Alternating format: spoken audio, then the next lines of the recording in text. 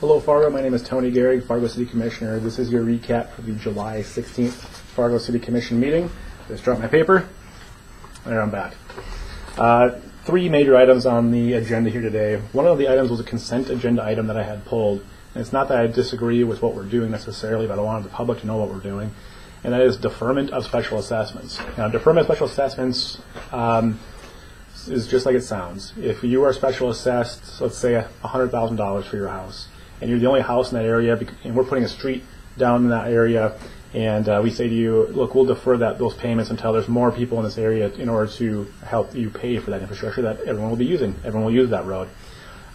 There's 1,000 different reasons why we might defer something.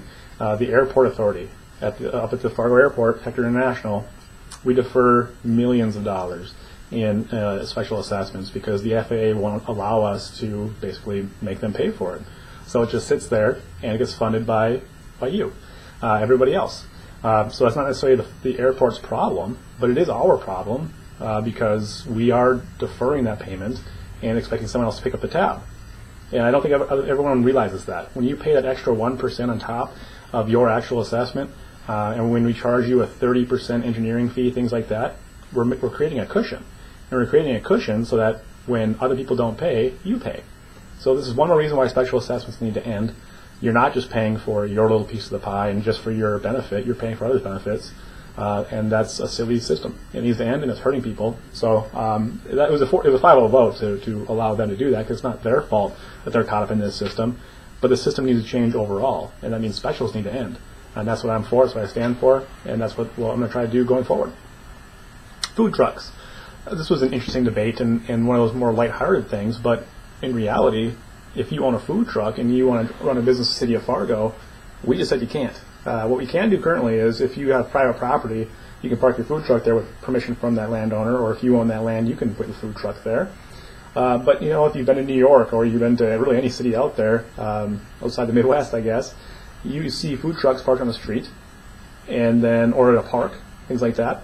They get permits to do that, and then they offer food right there. So the idea was, let's have a pilot program, not an incentive program, but a pilot to see if it works. We'll allow food trucks in downtown Fargo for the remainder of the summer and see if people like it. Well, there's two problems. I think I saw two problems there. One, downtown business owners said, well, hey, I own a restaurant, and now you're competing directly with me with a food truck. I don't like that. Okay, I'm not for protectionism myself, and then two, why is it just downtown?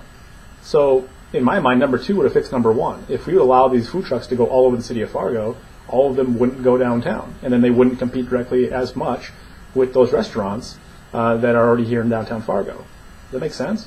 So you know, on Hornbachers on 40th Avenue South, I'm sure people would love to have a food truck down there. Up by the base, up at the Air Guard base, if you were to park a food truck on 32nd Avenue North and throw the doors open, I guarantee you'd have airmen out there like crazy purchasing your product, where there is currently no restaurant in that immediate area. So my suggestion was, let's make it for the entire city of Fargo. That was supported by some, not by others. Then there was other motions made, and how long should this last? And it ended up just blowing up, and everything changed, and no one, well, not no one, but most people didn't like it. And it ended in a 3-2 vote to deny food trucks to be on public property. The mayor and myself voted for food trucks being all over the city and to continue with the program. So right now, nothing changed. All that discussion, all that time, all that energy wasted, and now if you're a food truck operator, you can't operate anywhere publicly except if it's on private land. So if you wanted to go to 32nd Avenue North, you couldn't do that. If you want to go on Broadway, you couldn't do that. If you wanted to go to Lindenwood Park, you couldn't do that. It's foolish. It's protectionism. It's government run amok. Get out of the way. Get out of the way of the free market, and you'll see how good things get. So it's disappointing to me personally.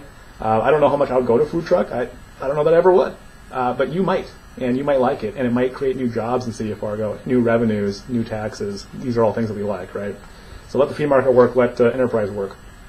The big one in City Hall, $2.2 million that apparently we did not budget for. If you haven't heard this story, Google it and look it up. But in a 4-1 vote, the City Commission, me being the no vote, the City Commission decided to spend an extra $2.2 million in City Hall. So that means that this $22.5 million City Hall that we were all promised what we're going to have is now $30 million. We've been adding and adding and adding to the cost. We just forgot that we needed doorknobs. We just forgot that we needed AV equipment.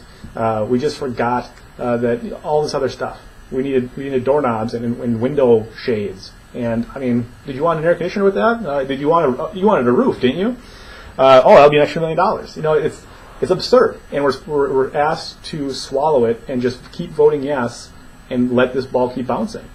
I'm done with that. If we do a bid and we forget to have doorknobs in that bid, guess what? We're not having doorknobs then, or we're going to cut something else out of the budget and replace it with that. But this whole notion of we'll just piecemeal it along over the next 3 years, we'll just keep asking for task orders to raise the price slowly over time so that people don't realize it. Nope. I'm going to call you out on that, and I'm going to vote no. And this was a big story. People were upset about this. You should be upset about this. This is the third time that's happened. We were told that we had to demolish Centennial Hall, which was in the way of the new building, and we forgot to bid that out. We just forgot. So we had to come up with $700,000 to do that. Unacceptable. Unacceptable. You know you need microphones in the city commission room. You know you need chairs. You know you need doorknobs. You knew that you needed these things, but you didn't put it in the bid. I don't buy it. I'm going to vote no against that. 4-1 vote, folks. Keep watching how we're spending your tax dollars. Contact us. Email us. Phone numbers are on the website. Let us know how you think, because if you don't, it's going to keep happening. Thanks for watching.